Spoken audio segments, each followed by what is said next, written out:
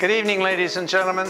My name is Russ Thomas, and I'm the CEO of the Prostate Forum of Orange County. It is our pleasure tonight to bring to you one of the highly regarded speakers that we provide for your information pleasure the fourth Thursday of every month.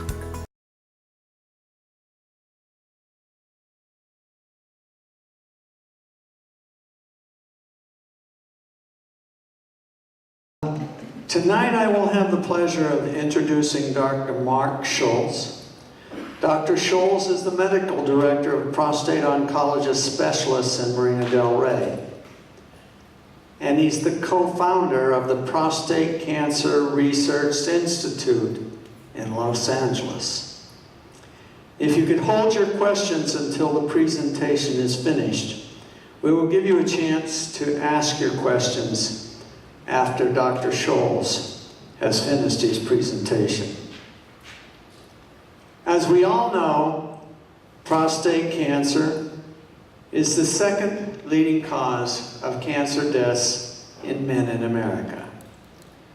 And yet there are less than 50 prostate cancer oncology specialists in the whole United States. We have the undisputed best right here in our backyard.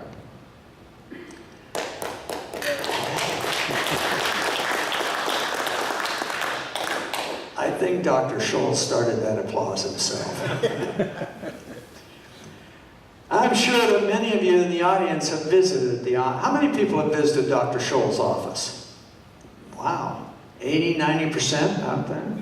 You have a good following. Tonight, Dr. Scholz's subject will be oligometastatic prostate cancer.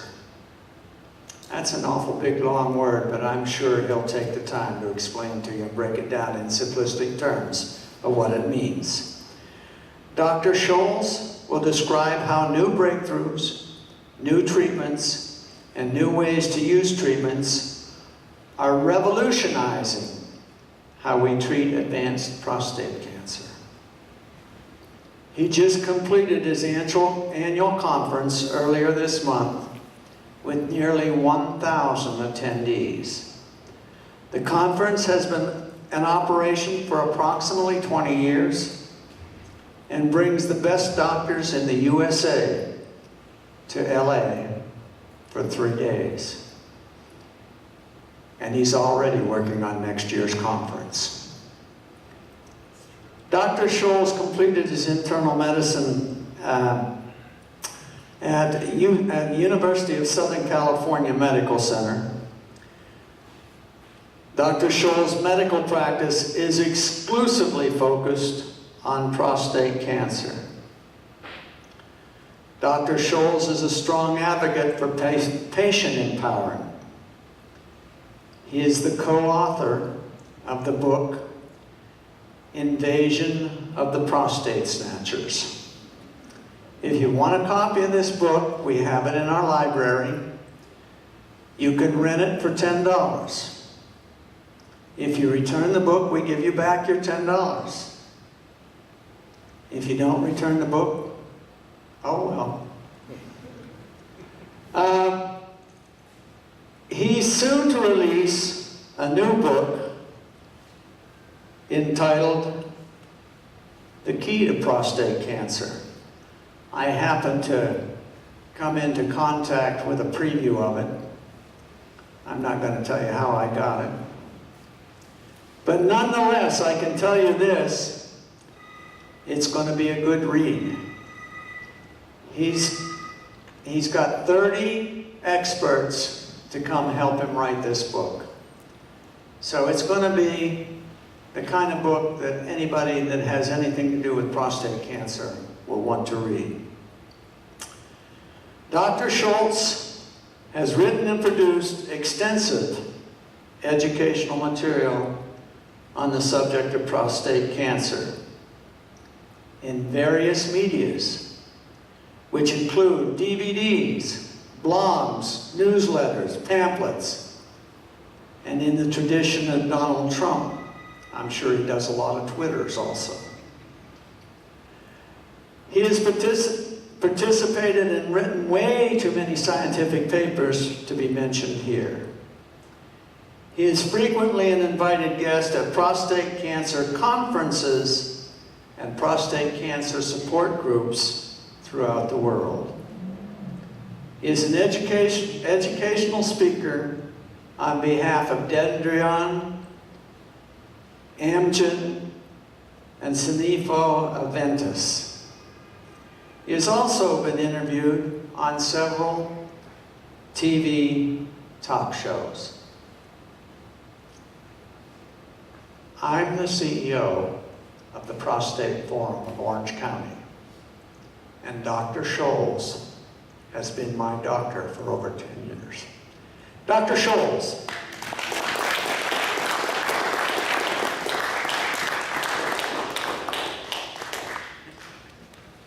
No, you can't have the book. Hi everybody, thanks for coming out tonight.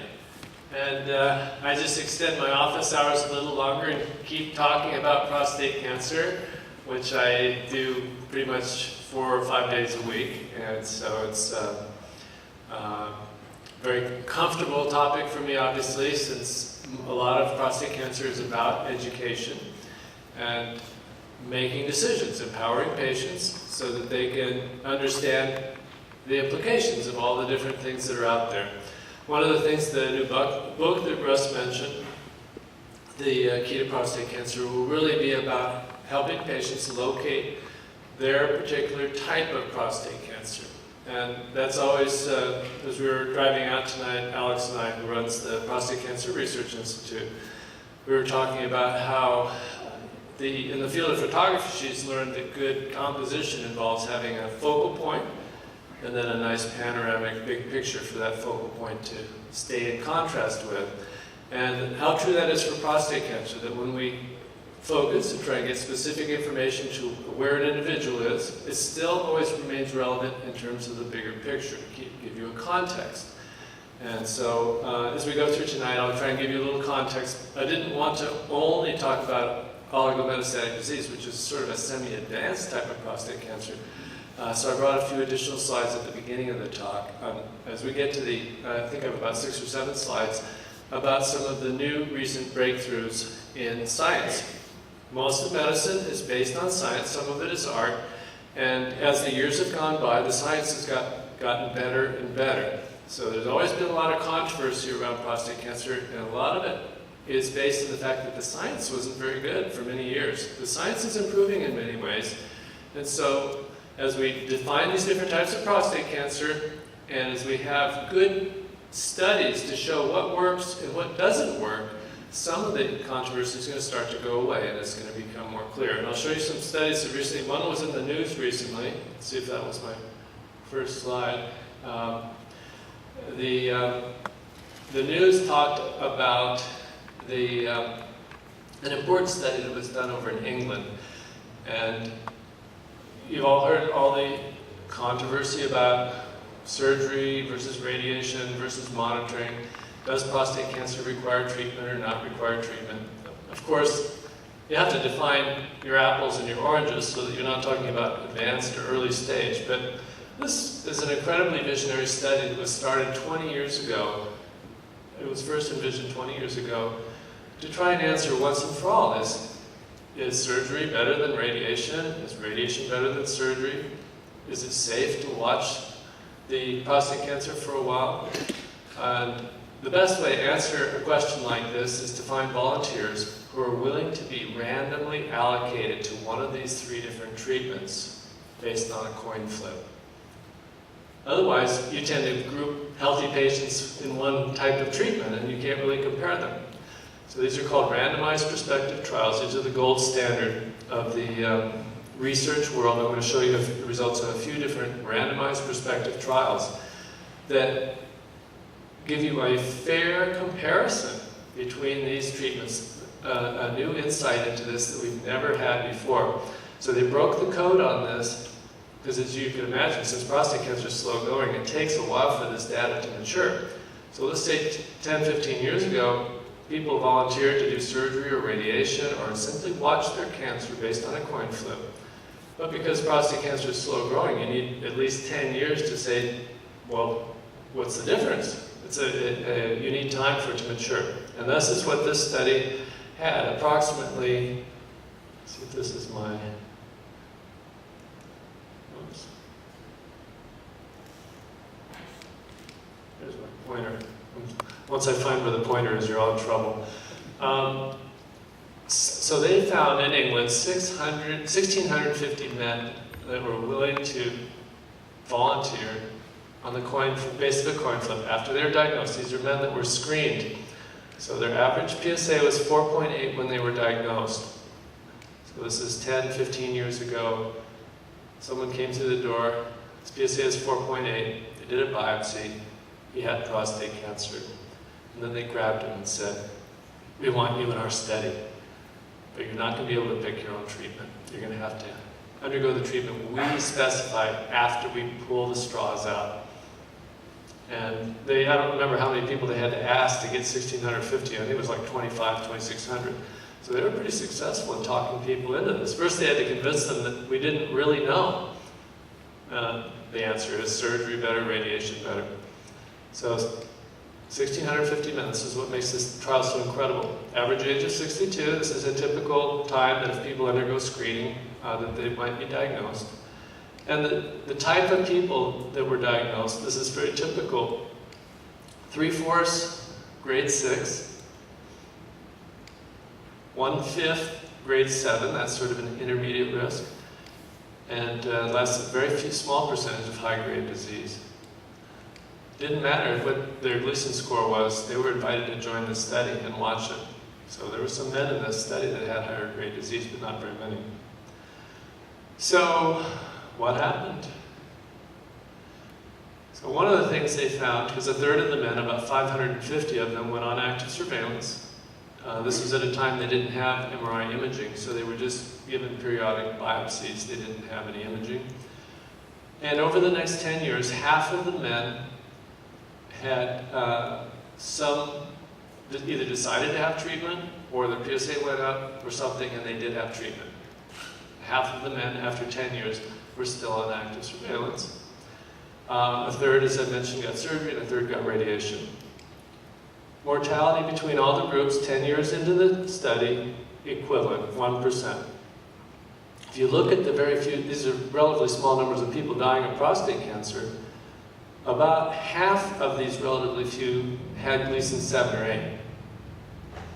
So if you looked at people who had grade 6 that went on active surveillance, no modern MRI scans, just periodic biopsies, the mortality rate was 0.5%, 1 in 200 people after 10 years. Precisely the same as if you had immediate surgery, and precisely the same as if you had immediate radiation. Okay? So, is 10 years long enough to answer a question like this? And the answer is probably not. I mean, it's, in the prostate cancer terms, 10 years. Why do they pick 10 years? That's all the time they have. I mean, it was designed 15 years ago. This is a very visionary study. So 10-year follow-up doesn't mean that that's all. It would be nice to have 15-year follow-up. But for now, we have 10-year follow-up. So that 1% of people that died, it was actually 17 people out of 1,650 over the next 10 years that died of prostate cancer. And during that same time, 169 people died of other causes. These are 62-year-old men. Things happen. People die. Heart attacks, whatnot.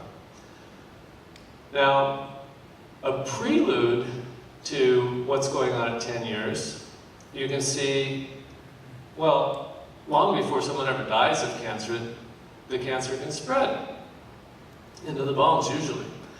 And so they also, at 10 years, looked at, well, was there a difference between these three groups, surgery, radiation, and monitoring, in the incidence of people getting a positive bone scan, showing us a metastasis, obviously a very serious development? And the answer was yes, they did see a difference. If you look at the incidence of metastasis after surgery or radiation, remember there are 550 men in each of these groups. So 13 men with surgery were living with metastasis, 16 men with radiation, and essentially double that were living with metastasis in the ones that went on active surveillance. There was a slightly higher incidence of metastasis in the active surveillance arm. How many of these, they didn't tell us how many of these were the grade 7s and 8s that were put into the trial, but obviously the grades and 7s and 8s were treated in this group, and they weren't treated in this group, at least not immediately. So, does it answer every question we have about this type of an approach? No, but it's certainly encouraging that people are not going off the deep end, especially if they have grade 6, if they want to consider monitoring. And especially because you consider now with MRI monitoring, we know that's far more accurate than doing biopsies. So you can pick up progression much earlier with imaging. Now, there was another trial that keyed on this particular same group of men, but looked at what kind of side effects. And that's the big elephant in the living room when you're talking about prostate cancer treatment. Healthy guy, 62 years old, feeling good. Now we're going to wreck his urinary and sexual function. So these are patient-reported outcomes. So it's not the doctors telling us what they think the patients are undergoing. This is the patients directly answering questions about sexual function and urinary function. Now, they set a very low bar for being sexually functional. That's just able to perform intercourse at a minimum level. And they found out that 62-year-old men, in this particular study, that 2/3 of the men were potent before they got into the trial. 1/3 were already impotent. Okay? 1 year after treatment, just monitoring, surgery, radiation, from 2/3 of the men being potent in surveillance, you already lost about 15% of the people. Just in a year, just going from 62 to 63. Old guys are failing fast at this age with no treatment at all. But obviously much more, only 15% of men were still able to function, have intercourse a year after surgery. Radiation did much better. So it wasn't quite as good as doing nothing at all. But this is something I've contended for years, that, you know, there's this thing out there in the air that surgery and radiation, they're all about the same, you know, it's just pick your poison, none of them are good. No, it's not true. If a man is interested in pursuing or preserving sexual function, don't have surgery. And radiation, men do much better. What about urinary function? Leaking urine afterwards. 1% of the men in this study, in all three groups, were using pads for leakage at the time of the onset of the study. 1 year later, that jumped to 4%. Again, as people are getting older, things are getting worse. Surgery, up to 26% of the men were using pads. Radiation, the same as surveillance. So another huge advantage towards radiation. And of course, go back to the previous slide, there was no difference in survival and there was no difference in metastasis between surgery and radiation. There's this other myth somehow that if you cut it out, that you have created a better cure somehow. It's not borne out by a large, prospective, well-performed randomized trial in 1,600 men with 10 years of maturity.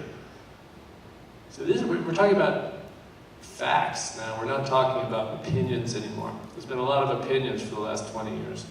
People report, well, this study on surgery over here, let's compare it to this radiation treatment over here, and you know, but they're not all the same age, but that's the best we could do. This is a gold-plated prospective randomized trial.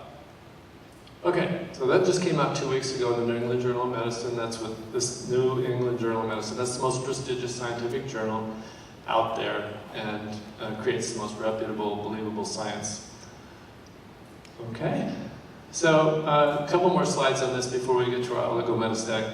A couple more randomized prospective trials that, again, lay to rest some myths that in a very clear-cut fashion. So this is presented at the cancer meetings in 2015. I think it was about a year ago. This data was presented.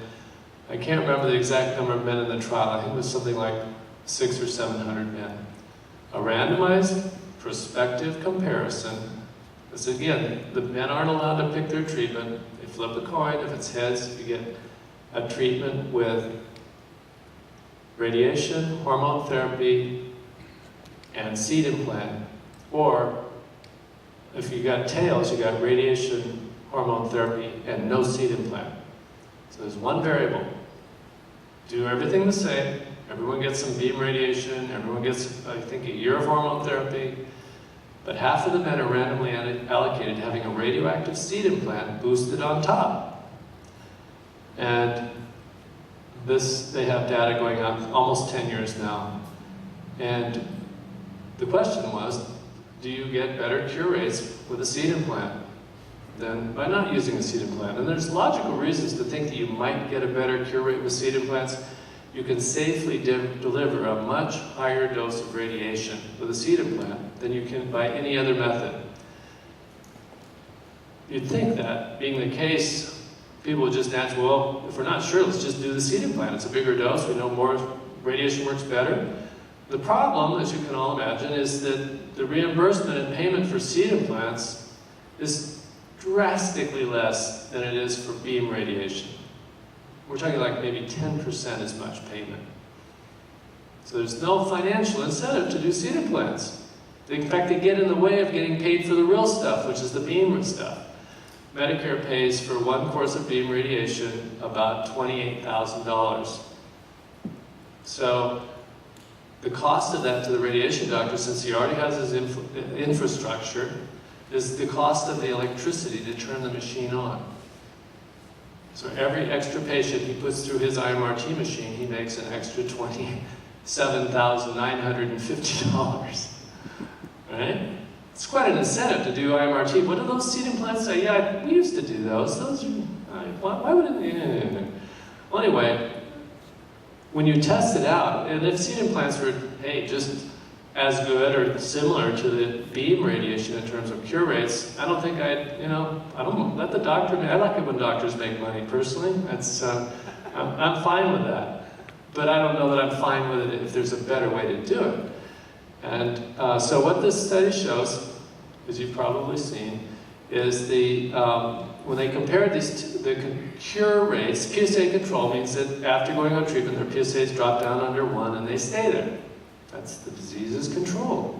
They're in complete remission and probably cured. In fact, we'll find out how often they're cured.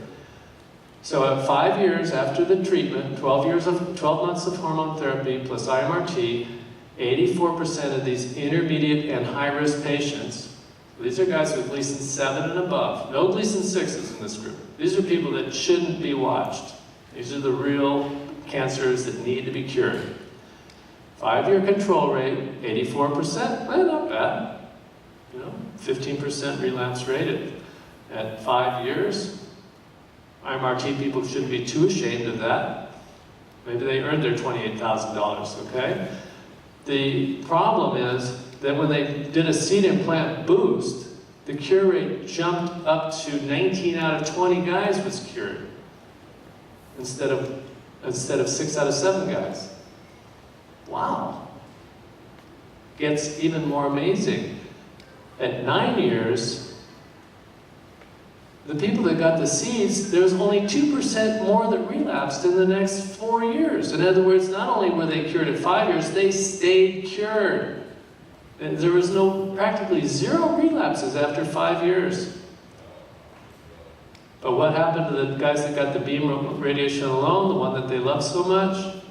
Another 15% relapsed. It's not a small difference. It's a big difference. So toxicity between the two arms was very close. There was a slightly higher incidence of urinary side effects with the seed group, which hasn't been reported in other seed studies. So they think there may have been a slight technical change that could have been effective. So I've got one more seed implant slide. So if seeds are so fantastic in terms of cure rates, do we even need to add the beam radiation? The cool thing about seeds is that the radiation goes into the prostate, and it doesn't radiate the surrounding body. The bladder doesn't get radiated, the rectum doesn't get radiated, the hips don't get radiated, the intestines don't get radiated. When you do IMRT radiation, you use crossing beams, same thing with proton. Crossing beams, and you basically, lower half of your body takes a bath in low dose radiation that concentrates in the prostate. So a seed implant avoids all that, which is really cool. So do we even need the beam radiation? Can we just do the seeds without it? So that's what this study looked at. Another randomized prospective trial. This particular group, they have 6 2/3 year follow-up, 558 men. And this study was done where all the men got seed implants and half of the men had IMRT added on top, based on a coin flip again. Another randomized prospective gold-plated trial. Typical guys, grade 7, average age was 67, a little bit older, PSA is under 10. 2/3 of the men, when they did their prostate exam, they didn't feel any bumps, 1/3 they did. So typical newly diagnosed prostate cancer cases that we see, kind of people that you wonder what is the right treatment for them. And what they found, you can see, is that the addition of the IMRT to the seeds added nothing at all. Contributed nothing, except extra radiation to the rest of your body. What about the side effects in this particular case?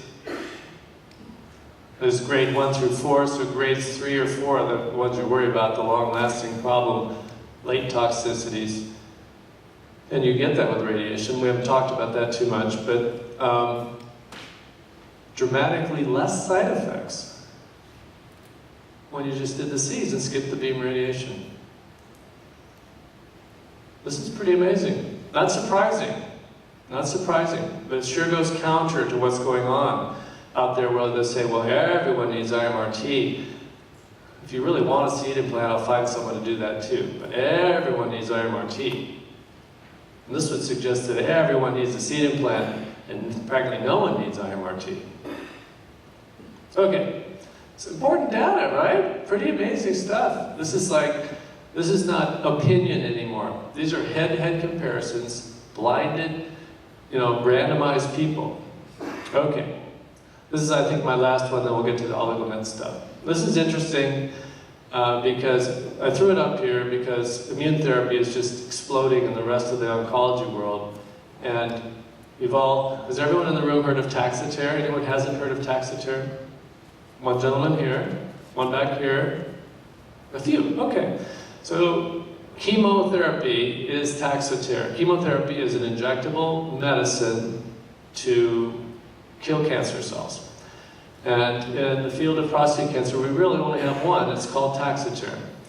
And it's a medicine that's injected every 3 weeks. People give 4, 5, 6 treatments, and it works. It has side effects too, but it works.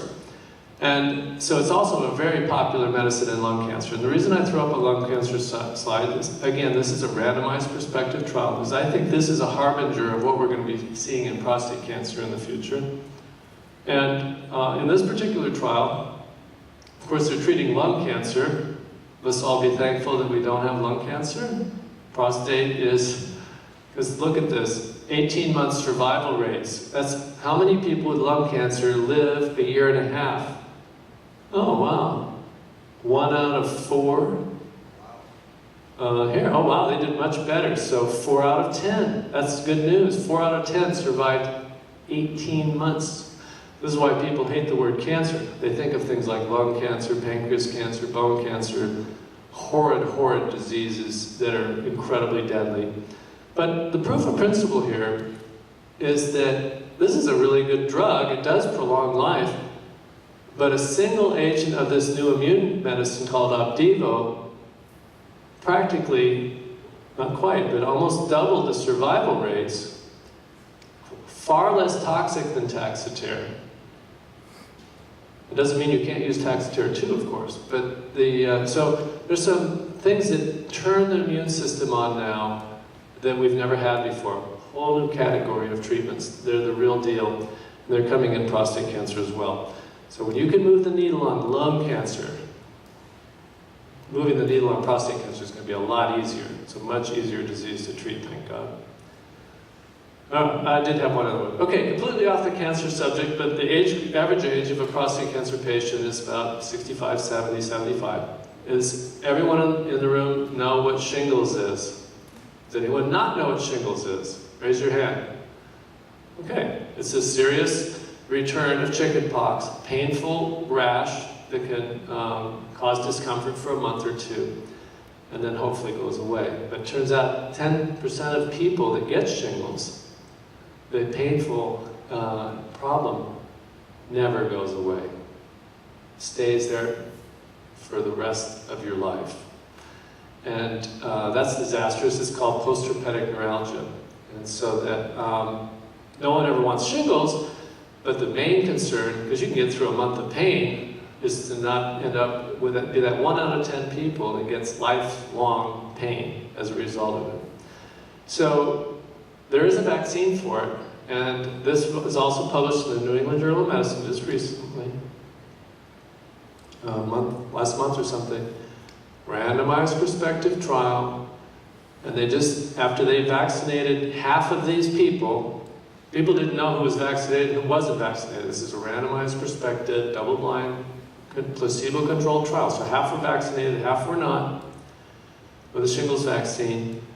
And you can see that in the non-vaccinated patient, over the next 3.5 years, 284 cases of shingles, only 25 cases in the vaccinated. It works. And I haven't seen any serious side effects from the shingles vaccine. But the incidence of postherpetic neuralgia, that means lifelong pain, is about 10% in both groups. So that would be 28 of these people got it, 2.5 of these people got it. So huge advantage to you all to get a shingles vaccine. That's the bottom line. It's simple. And most of the time your insurance covers it. Okay. A little off topic of prostate cancer, but prostate cancer patients live a long time. So remember in that first slide, we found out that of the people that went on active surveillance surgery or radiation, 17 of 1,600 people died of prostate cancer. During that same time, 169 died of other causes.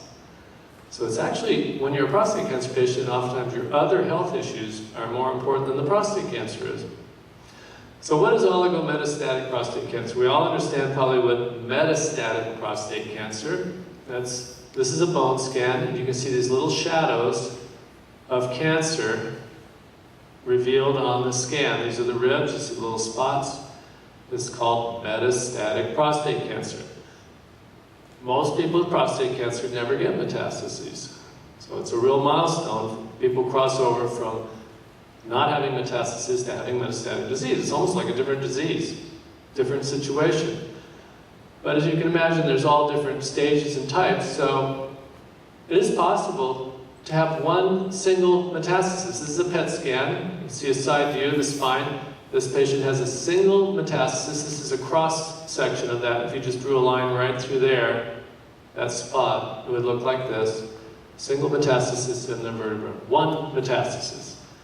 Now, obviously, that versus this, one would assume, correctly, this is much more serious than this. But this is serious. This says that this individual has a genetic type of prostate cancer that is capable of metastasizing.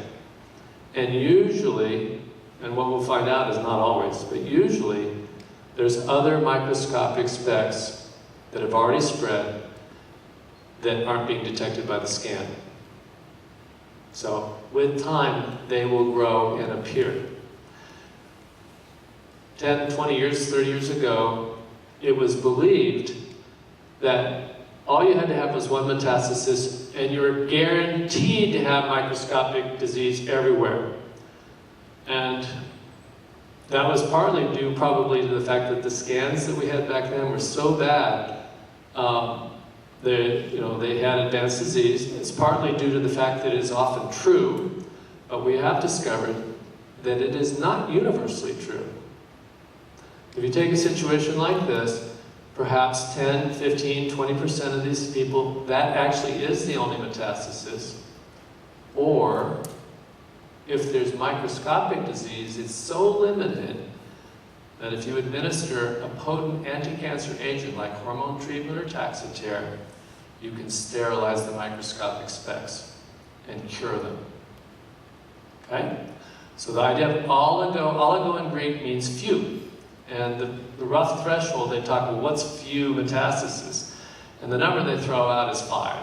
If there's more than 5, then stop hoping that you can cure it. There's so many variables. Where are the metastases? And how long has it been since the treatment? There's a lot of different variables, but it's a fair place to start. Oligometastatic disease, 5 or fewer metastases after the scan is performed. Oligo, few metastases. So we're going to talk about that, and it's a huge topic. We'll just sort of go through and give you some concepts. I've got a couple cases I'll present to you at the end here just to kind of illustrate it. So, oligometastatic is a treatment of oligometastatic disease to actually go after it and try and cure it. It's become a fairly recent phenomenon over the last 10 years. And it's not universally accepted in the medical world. It is more accepted in colon cancer and lung cancer. If a person has a single brain metastasis, they will surgically remove it, and a certain percentage of those men will be cured. So oligometastatic disease is not just prostate. It's for melanomas. Someone has a single spot, they will cut it out with the hope of curing a certain minority of them. So this area is picking up a lot of energy and excitement because of a variety of different technological breakthroughs, not just one. Treatment in general is getting better. So if you figure there are some microscopic specks out there, you're more likely to be able to eliminate them if you have effective treatment, or if you give combinations of effective treatment. Sort of the idea, the reason they got HIV under control, it wasn't a single antibiotic. It was an administration of 3 or 4 antibiotics at the same time that got AIDS under control. So we've got more and better treatments now. And since we've got better technology, we're finding these early metastases at an earlier stage. And one of the universal principles in the field of cancer is that if you use the same treatment against a less established disease, you get better results than if you use the same treatment against more entrenched disease. Comparing that very extreme scan that I showed you the first slide versus just a single spot, you're going to get better results using the exact same treatment by treating the second isolated guy rather than a person with a lot of spots everywhere.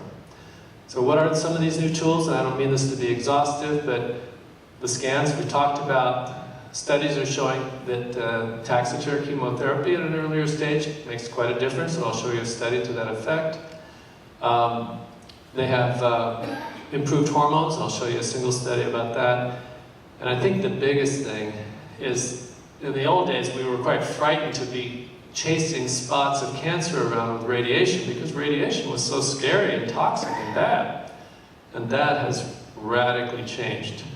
When they did that comparison study of surgery versus radiation that I showed you earlier, one thing that made that study possible is that it had just recently become, the technology of radiation had just recently come to the point where you could fairly give it to people on a random basis. Prior to, say, 2001, the radiation to the prostate was so dark and dangerous and burning people that you wouldn't put people in a study like that. But the radiation technology improved a lot. IMRT is a huge advance.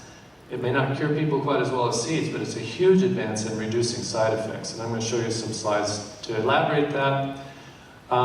So the idea then, with oligometastatic disease, is you don't just throw up your hands and say, oh, it's spread, too bad, it's incurable, we'll just live the best quality of life and it'll get me sooner or later. Just sort of hopeless, pessimistic, nihilistic approach of it.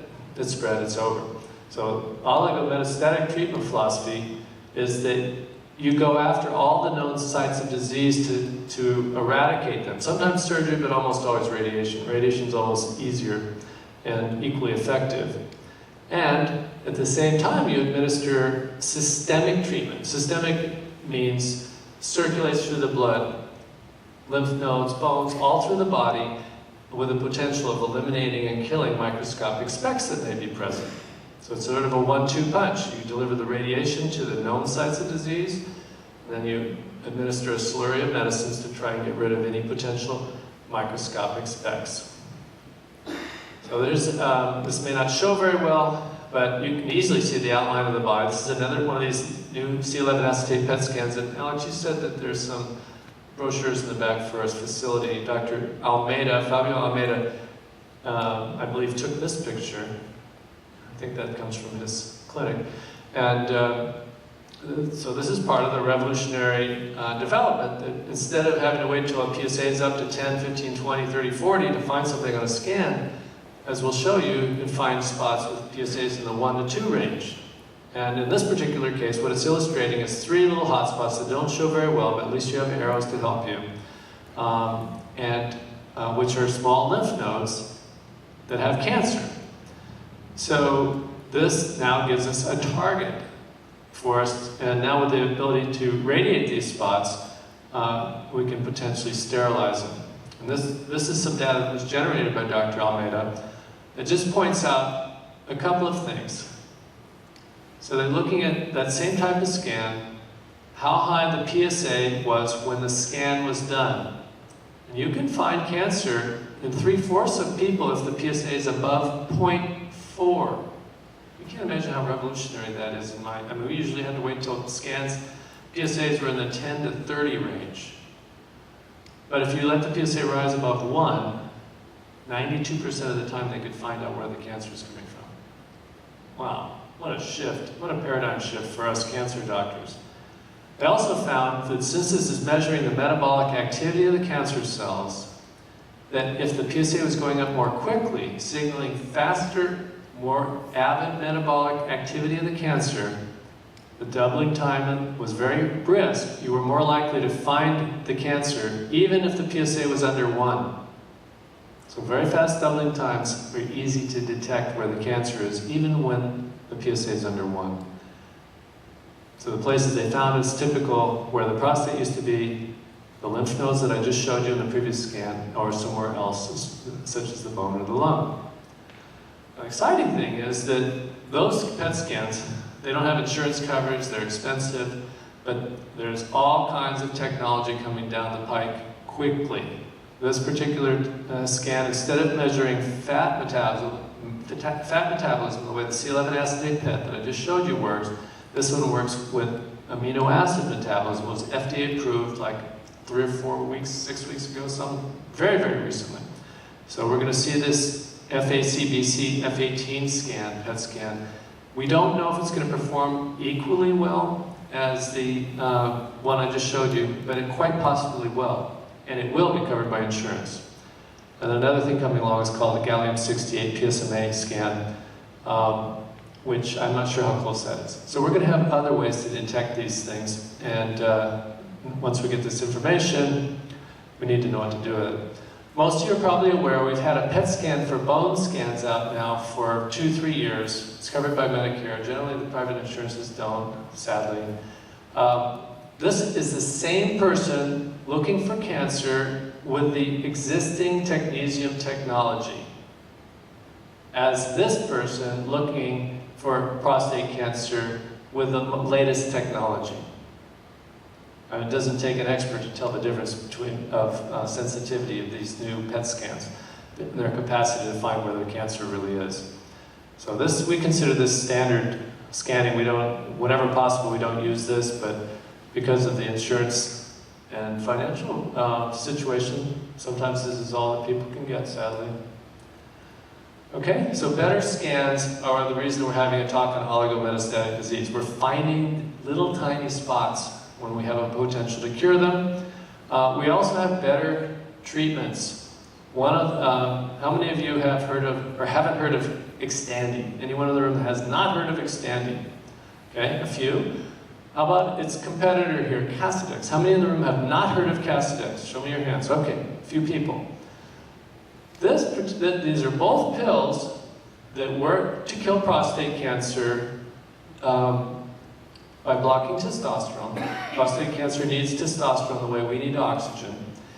And Casodex has been on the market for 25 years. Xtandi's been on the market for 3 years. And to give you an idea of the type of technological progress that we're seeing with the advent of new and better agents, this is, if you give people who have a rising PSA after surgery or radiation, some of these people had positive bone scans, I think most of them, and you gave half of them randomly, double-blind, placebo-controlled trial, and you looked over time, how long did it take before their cancer progressed? How long did it take before they got new spots on their bone scan? And this is, I think there's, I can't remember how many people they had, 300, 400 in each group. So this shows that over time, 3 months, 6 months, 9 months, 12 months, that both groups started to have, everyone started on the pills, half of them were Xtandi, half Casodex, but over time, more people develop positive bone scans. They see they're scanning them every 3 months. So every time they do a scan, they find a certain percentage of the guys have new cancer spread. Within 6 months, the people that were on the older drug, Casodex, 6 months, half of them had developed a new spot. If it took close to 2 years before half of the patients in the new drug developed a new spot. To give you an idea of the type of new agents that we have. These are the sorts of medicines that we would use in an oligometastatic patient to mop up the potential microscopic disease. Which would you rather use if you're worried about, if you have an isolated metastasis and you're worried about microscopic disease? Do you want to use Casodex with this type of efficacy? Or do you want to use Xtandi with this type of efficacy? It's kind of a no-brainer. But believe it or not, you may have to fight with your insurance because this is infinitely more expensive. This is generic. So your insurance is happy to pay for this. They may fight you tooth and nail to get this. So, but the difference is, it's not even a close call. This is 5 to 10 times more effective than this. Exciting. More side effects with this? A little bit, not much. Pretty amazing technology. So this is not the only, this is not a talk about all the new technology we've got. We've got a lot of new technology. This is certainly exciting. How about repurposing old technology? I mentioned there's one type of chemotherapy for prostate cancer, Taxotere, and we showed a lung cancer study. But what about prostate cancer? Taxotere has always been reserved since it's chemo and it can cause side effects for people that have failed pretty much everything else.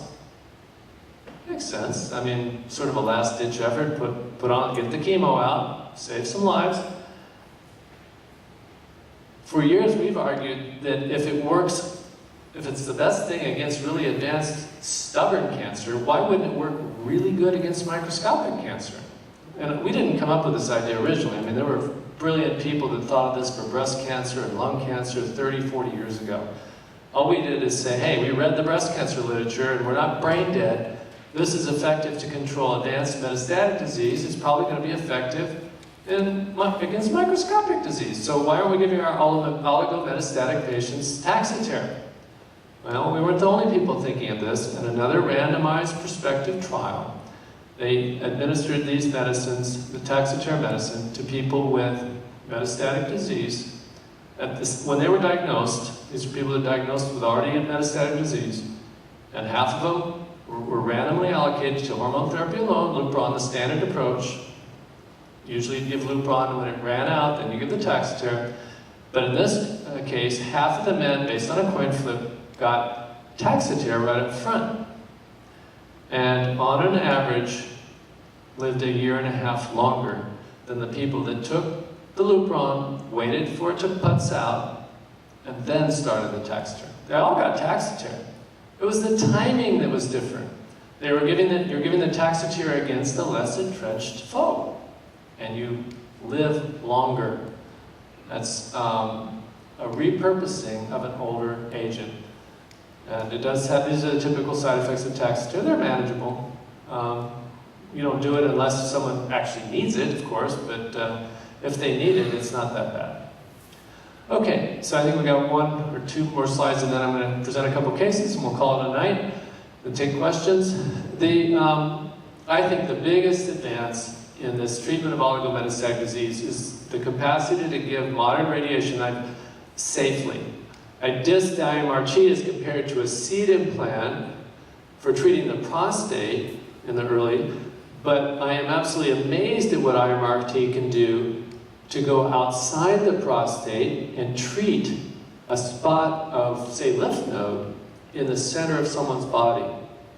So this is not an easy slide to understand, but it bears for us to spend just a couple minutes so you understand what's actually going on here.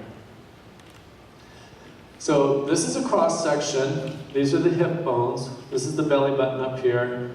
If we saw the rest, you'd see the buttocks back here. And so if you cut me right through here and then separated it, you would see this. Okay?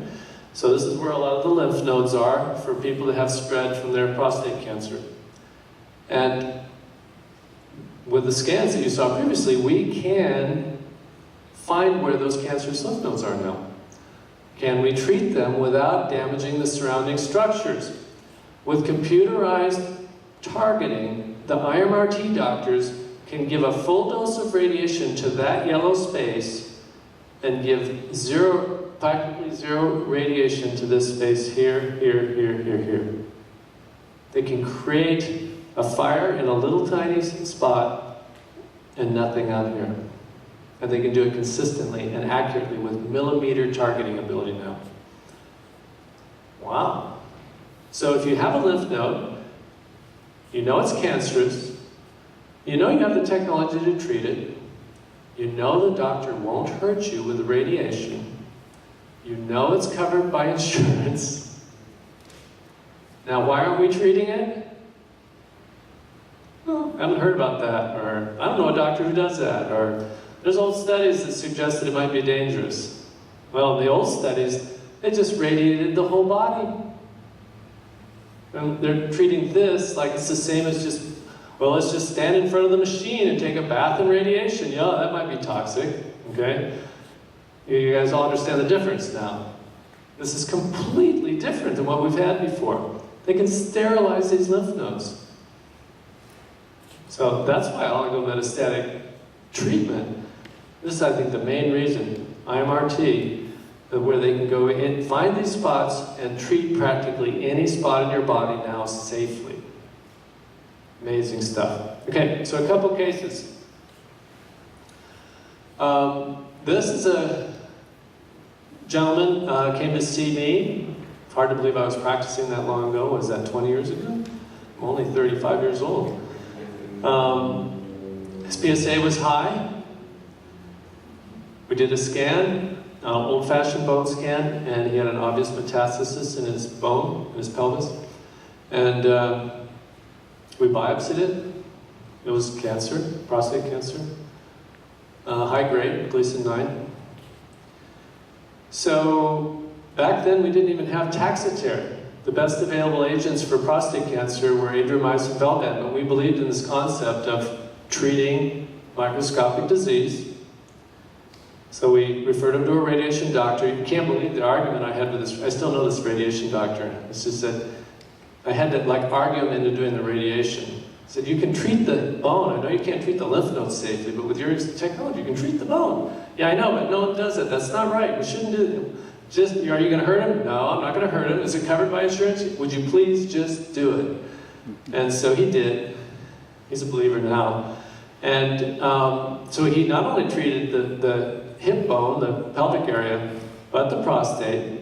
Of course, we put him on hormone therapy. Went into a complete remission.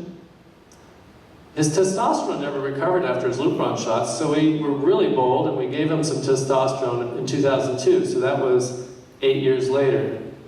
It was, I don't know how old he was then, maybe early 60s. But radiation back then, remember he got radiation to his prostate, but not seed implant radiation, he just had regular radiation, and the cancer came back in the prostate. He had a big operation, again had oligometastatic disease. The surgeon took out 49 lymph nodes, one of the lymph nodes had cancer in it.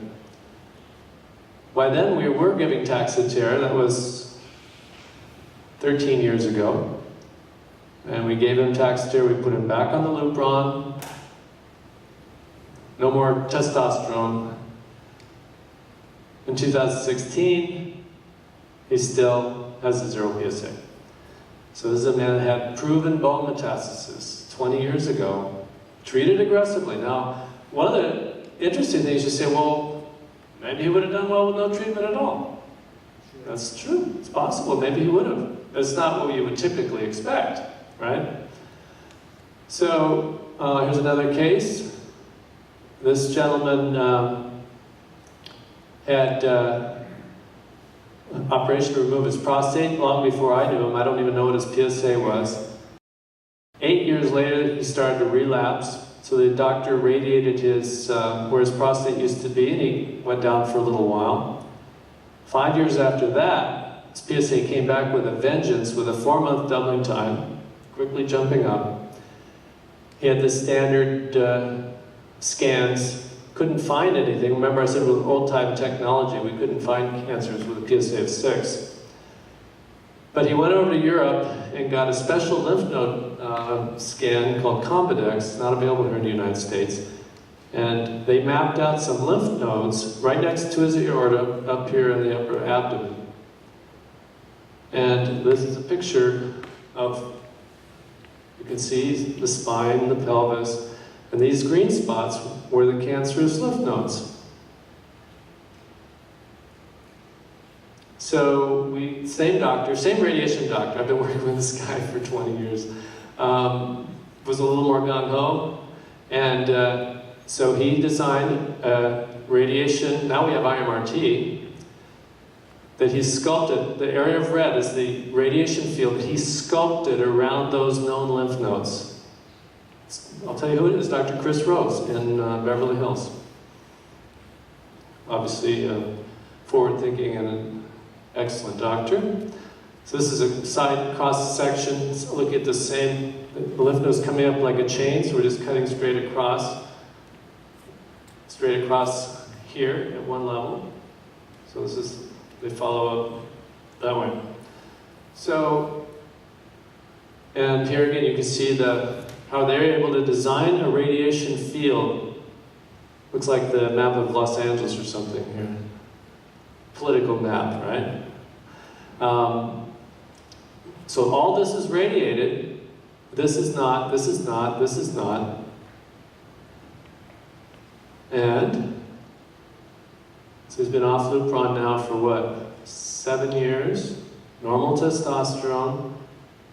And when he came to see us in May, his PSA was 0.1. So he's had normal testosterone for 5-6 years because he had his radiation. Cancer was sterilized with radiation. Last case, this is a little different, more recent. Gentleman that had a PSA of 4.5, a year later was 14. You don't see too many fast-growing cancers like that. They didn't find any mets. He went through surgery, high Gleason score, invasion outside the gland, and 2 lymph nodes were found at the time of surgery. So he has oligometastatic disease. But even more shocking is right after the surgery, within a month or two, the PSA jumped to 16 and then to 30. Got another scan, and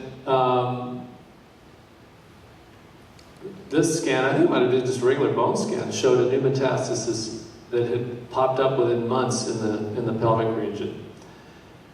And so he was treated with radiation to that spot, plus he got an experimental immune program. So no chemotherapy, just Lupron and Provenge. How many people have not heard of Provenge? everyone, pretty much, few. So this is an FDA-approved immune treatment for people that are resistant to hormone therapy. This is a cousin to Opdivo. It's approved for melanoma, but not yet for prostate cancer. And now he's, let's see, we first saw him, what, 2013, I think I said? I think it was 2013 or 12, something like that. And his PSA is basically undetectable just with systemic immune therapy instead of systemic chemotherapy. So these are people that have proven metastatic disease, in some cases proven aggressive metastatic disease, that either they had very little microscopic metastatic disease or none, or the medicines that they got were able to handle the microscopic metastasis, and the radiation handled the visible, the oligometastases. So that's our talk for oligometastasis. Russ, how do you handle your Q&A time? What I'm going to do is, I'm sure, well, to start right off, Larry has questions right away, he always does. Keep the mic, Mark, Okay. because I'll give him this mic so that you can respond with that one. Thank you for coming here year after year. Pleasure to be here. See many familiar faces. Thank you for coming tonight. You compared Opdivo to Taxotere. Has there been a study that combined Taxotere with Opdivo, and if so, what was the results? So I think the question is, if Opdivo's working, if Taxotere's working, why wouldn't we give them at the same time? Yeah, it's a logical question that I know of, that no such study's been done. One reason is that when you give Taxotere, it causes a transient inhibition of the immune system, cyclically. Chemotherapy tends to do that. It doesn't mean that your idea wouldn't work, but to my knowledge, it hasn't been tested yet. Yeah.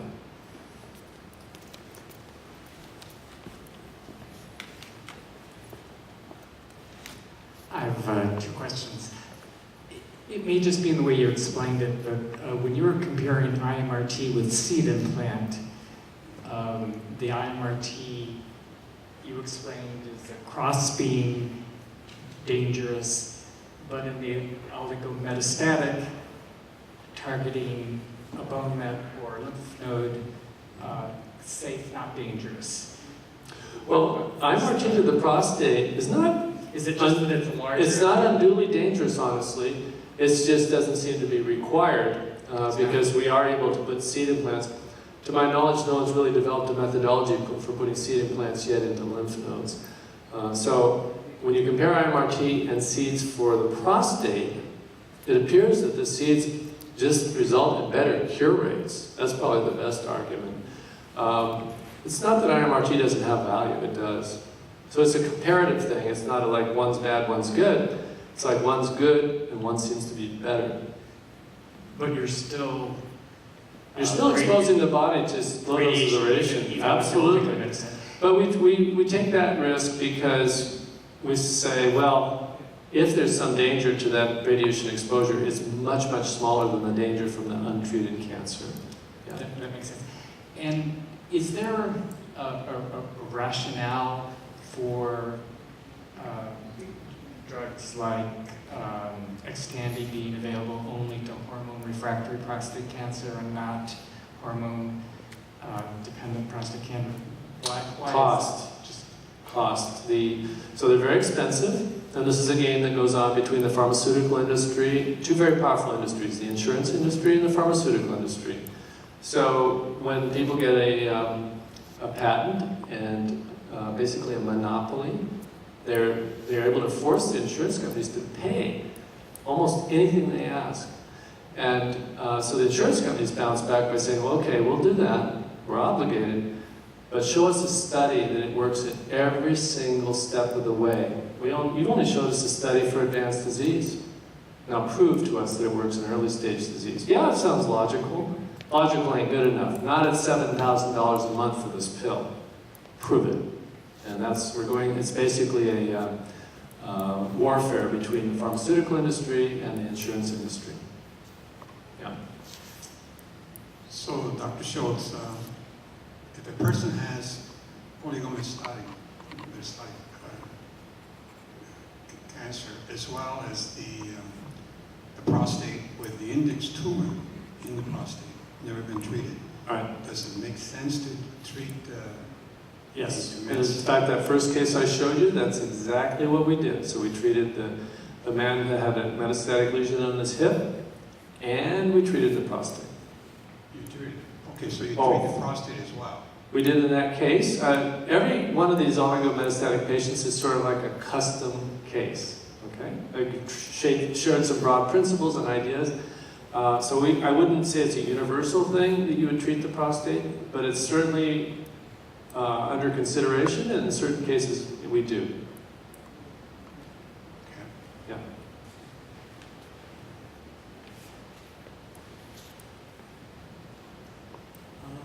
How does We can hear you. Go ahead. Just speak up. how does Zytiga compare with Xtandi? Sure. That's I'd say they're very similar. They have slightly different side effect profile. Xtandi has a little higher incidence of seizures and fatigue. Zytiga can potentially cause liver irritation and potassium abnormalities. And you have to take cortisone with Zytiga. But in terms of the anti-cancer punch, in my opinion, it's identical. Yeah. Mhm. Dr. Scholz, are there any symptoms of the prostate cancer that metastasized at all? Right, so I recently wrote a blog about how most prostate cancer doesn't cause symptoms. However, the exception is exactly what you talked about. After it metastasizes, a percentage, a minority of men with metastatic disease can develop bone pain. And you would think, like we showed that broad-based scan, at the very first slide, we showed a bone scan with spots all over it. If I saw 10 patients like that, they were coming in for the first time, maybe their PSA would be in the hundreds. Half of them, even with that many metastases, would say, I don't have any pain. So when people have far fewer metastases, there are far fewer with pain. So they can hurt, but they certainly don't universally hurt by any means. Yeah. Dr. Scholz, thank you very much for the nice lecture. My question is there any study regarding the length of the lupron efficiency? How long is the maximum it works? Yes, a number of studies, and it changes depending on different prostate cancer situations.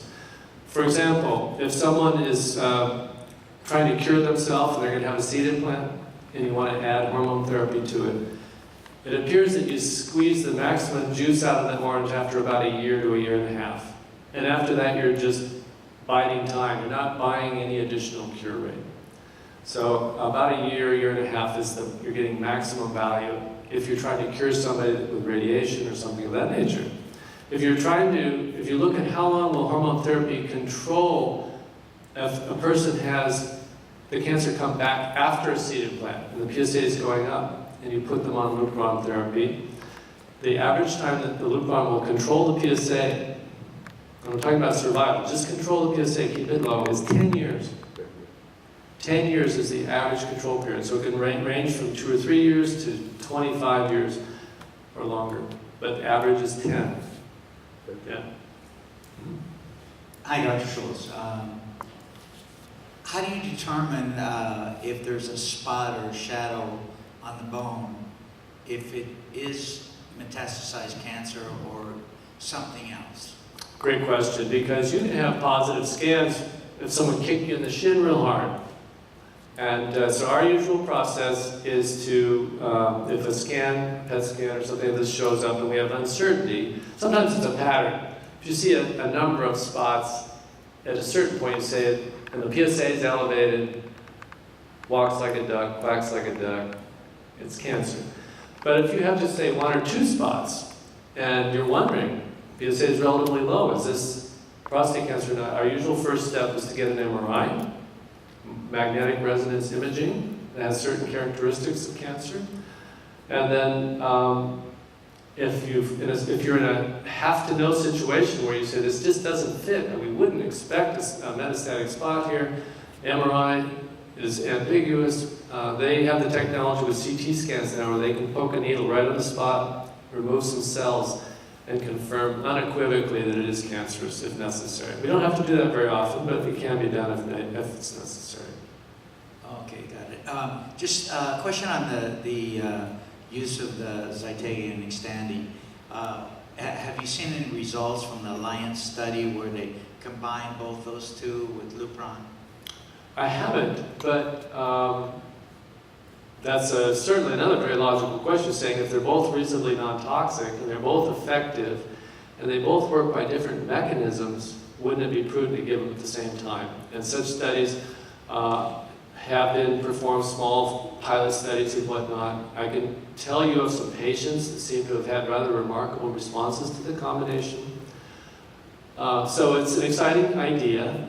On the other side of the equation is that we know that if you take Zytiga or Xtandi for a period of time and it stops working, that the addition of the other agent or the substitution of the other agent is only effective, and usually for a brief period of time, maybe in only about 10 to 20% of people. So they're clearly, if you start to develop resistance to Xtandi, you're more likely, far more likely to be resistant already to Zytiga and vice versa. So I suspect there's probably some value giving both agents, especially when they're still sensitive and you give it at an early stage and whatnot. But I don't think it's going to be 1 + 1 = 2. So it might be 1 + 1 = 2.2 or 2.3 or something like that. Just one more question. Dr. Leibowitz was here a couple months ago, and he presented some case studies and some logic for the introduction of testosterone as a cancer-fighting drug. And just wanted to see if you had any opinion on his philosophy. Yeah, it's a very intriguing thing because low testosterone has a negative impact on quality of life. And wow, it'd be having your cake and eat it too if you could treat the cancer at the same time. His ex-partner, Dr. Jeff Turner, worked with Dr. Leibowitz for about 4 years and was heavily involved in that sort of treatment. And now he works with us over in Marina Del Rey for the last 2 to 3 years. And so he wrote an article about his experience and his conclusions regarding that therapy. It was published in the Prostate Cancer Research Institute newsletter called PCRI Insights. So you can just go on the website and pull that up. The bottom line of the article was that it is a treatment approach that there's a couple of things. One, in certain cases you'll discover when you give testosterone to some individuals, they do better than you would expect, certainly in terms of how they feel. And the cancer doesn't universally explode at everyone you put people on testosterone. We administer a lot of testosterone in our practice, not for its anti-cancer effects, but for its quality of life effects. So the fact that testosterone can make the cancer go away, it has been reported from other centers in selected cases.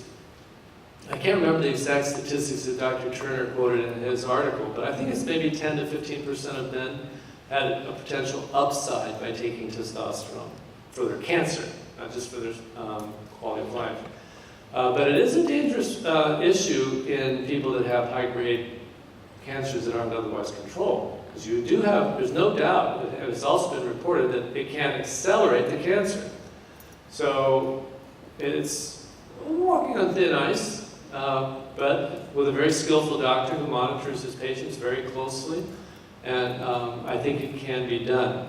It hasn't been very popular. We don't offer testosterone to our patients in Marina Del Rey with the thought that we're going to make their cancer better. We don't propose that. We do have, out of the several thousand active clients that we have, I'm sure we have a couple hundred that are taking testosterone. Maybe they're in remission from their cancer or whatnot. So I think that if people are otherwise healthy, we wouldn't deny testosterone to them just because they have a history of prostate cancer. So, long answer, kind of a controversial area, yeah. If cancer is suspected or known to be near the capsule wall or, say, very close to the urethra, are seeds appropriate, effective? Yes, they are. The seeds are the two types of seeds, temporary seeds and permanent seeds. And seeds can be placed such that when they're put at the edge of the prostate, the radiation will emit a halo out around the outside of the gland and give you a margin for error for that. However, when you talk about anything that's in or near or around or outside the capsule, you're talking about a whole panoply of different things. So I would say that the typical belief system out there right now is that such individuals need to have IMRT so the radiation is painted with a wider margin. That's standard mainstream. Remember this trial from the New England Journal of Medicine, it's only published like 2 weeks ago. So there's a lot of momentum to not change very much. So yes, it can be done, but it's not being done routinely. Usually they'll add the beam radiation to paint a wider margin, or at least think they're painting a wider margin. So the standard policy is to give seeds plus IMRT to cover for that possibility. Yeah. Hi. Doctor, you know my case, doctor. Yeah. I have been reading Dr. Mayat's book, and he was talking about some. I'm running out of options actually because this my femoral hip region pain has not reduced. It is still there with all the medicines. I would like to know this marijuana oil, will that help? So I didn't catch the very last part. Marijuana oil. Oh, marijuana oil. We're trying to get Dr. Whitehead to write us an article about that for the next issue. It's a very hot topic. No doubt that marijuana and its derivatives, there's a number of, does have an analgesic effect. So yes, it can be effective. I haven't prescribed it a lot. There are, believe it or not, FDA-approved marijuana pills on the market. It's called Marinol. And they're primarily used for the correction of nausea problems, but it does have a mild analgesic effect. So I think that I'm a little outside my expertise to say much more. I don't have a lot of experience, but I do know that, yes, it can be helpful. Yeah. Doctor, I had tried Xtandi and other medicines. Now I have a feeling that I'm running out of options. This will alpha-radin help me out. So alpha-radin, I think is what you said, which is another name, a medicine called Zofigo. No, he was talking about the Opida, I think, the immune drug. Oh, alpha-radin. Okay, alpha-radin. It was. You are correct. So, how many people in here have heard or not heard of Zofigo? 1, 2. Okay, a goodly number of you. So, Zofigo, otherwise known as alpha-radin, is injectable radium. So people over in Scandinavia discovered that radium goes. You see how those bone scans were created. What they did is they injected radioactive technetium, and it goes to where there's a lot of bone metabolism, calcium metabolism, and then that radioactivity lights up when you put someone under a scanner. Like put a negative over them, and then that emits radiation. So logically, people said, well, wow, if this is going to concentrate in the tumor, why are we giving a little tiny dose that can treat, that can emit an image? Why don't we give a whopping big dose that can kill the cancer? And radium accomplishes that. So radium, when you inject it into the bloodstream, concentrates in all those hot spots and kills the cancer. This was FDA approved for the treatment of metastatic prostate cancer. Alex, do you remember, was it 2-3 years ago?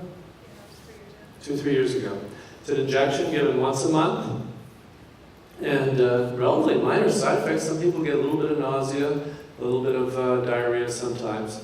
And we see some remarkable responses, control of pain, So it's FDA approved, covered by insurance, effective, exciting, good stuff. All right, what's the next question? What is your take on using Revlimid and Phthalimid in anti-angiogenesis control on tumors? Sure. So Revlimid's FDA approved to treat myeloma, and in previous years when we didn't have very many good treatments, we used to use Revlimid.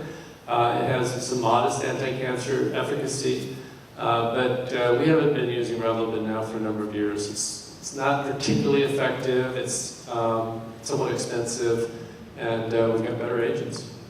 Yeah. How about Phthalimid? Phthalimid and Revlimid are almost identical. They're made by the same company, and Phthalimid has slightly more side effects than Revlimid. In terms of their anti-cancer efficacy in prostate cancer, I suspect they're about the same. Yeah. I was wondering about the Prostate vaccine that was used for more serious cases and is now in trial for the low-risk patients. What are your thoughts about it? Well, as a lead into the large trial they're doing now, they did a smaller randomized trial, and they showed a big difference in survival in the people that got Prostate compared to the ones that got a placebo. And so we're all eagerly awaiting to see if the large randomized phase 3 trial, will duplicate that. And if it does, it will be the 6th new life-prolonging FDA-approved agent in the last 5 years. We need that. I mean, having 5 FDA-approved agents is wonderful. We need 25. So we'll be thrilled to get another one available commercially. I don't have any lead or read on whether it's going to be approved. If you just go off the original pilot trial that was done, you would think it would be. It was very exciting, but for some reason, they do bigger trials. Sometimes these things crash and burn. We never know why that is, but we'll see. But you don't know of any downside to trying... To going on the trial? Yeah, but no, I think it's very well tolerated. No unusual toxicity like most immune therapies. The only downside to going on a trial is if it kept you from some other better FDA-approved agent. But if you can't think of that, or if you see how you can sequence it, then I don't see much downside. I don't think it's likely to hurt you. Yeah.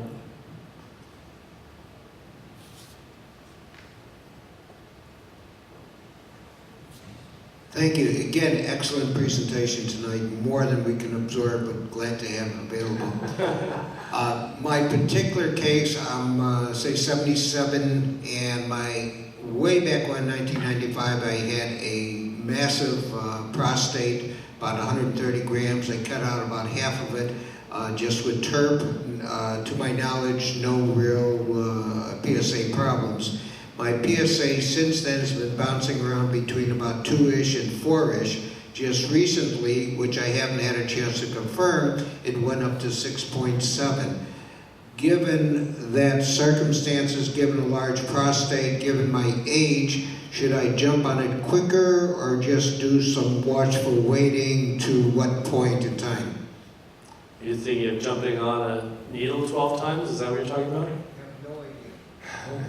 Well, that's sort of the standard approach. If you're trying to put an elevated PSA in perspective, 1 million men every year in the United States have a 12-core random needle biopsy. That's the way it's always been done. And if it sounds, well, many of you have been through it. I mean, it's but now you can get a scan, an MRI scan. I think the best scans right now are being done at UCLA. It's called a 3 Tesla multiparametric MRI. It's far more accurate than a biopsy, and there's no needles stuck in your behind. Most people find that to be an advantage. Can you say that again? What is that? 3 Tesla multiparametric MRI of the prostate. And there's information about it on the PCRI website if you want to look further. But for us Southern California folk, right now, my experience, UCLA is doing the best quality scans. And he comes from USC. Yeah, it's hard for me to say that, definitely. Oh, hello, Mai. Dr. Scholz, before radium-223 came out, did you use samarium 153, and how is it was it effective? Thank you. Right, so samarium works on the same principle that radium, where you inject it, concentrates in the tumor, radiates it, and kills some cancer cells. Samarium's been around for 15, 20 years, and the answer is no, we didn't use it. Unfortunately, it was such a, you think of clean bombs and dirty bombs. It was such a dirty bomb, it would cause a lot of damage to the marrow and not much damage to the cancer. So, we, even though we're a full-time prostate cancer clinic, and samarium is FDA approved for prostate cancer, we essentially never used it. It was too toxic and not very effective. I don't recommend it. Wow, I think the Q&A was just as interesting and informative as the lecture itself. Dr. Scholz, I'm going to play Mark Moya now. Thank you for watching our video. If you would like to learn all the most current prostate cancer information, we have many YouTube videos on our website at www.prostateforum.org. We also have meetings the fourth Thursday of every month where you can talk to mutual survivors. You can also ask personal questions to the doctors and the speakers after the meeting. Remember, when us men hear the word cancer, the big C, our brains turn to mush. We think we're about to die. Come learn where there's hope and information at the Prostate Forum of Orange County.